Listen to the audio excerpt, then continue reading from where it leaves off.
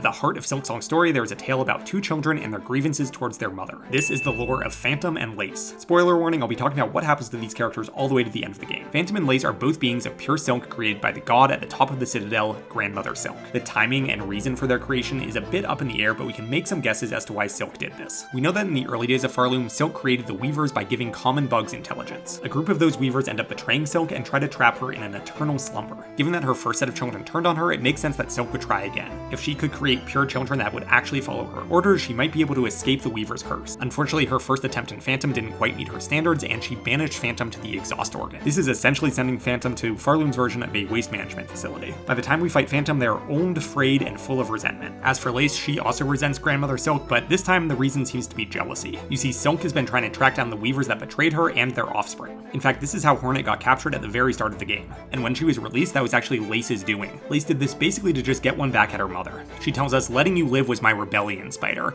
I've denied my mother your silken strength. I've won.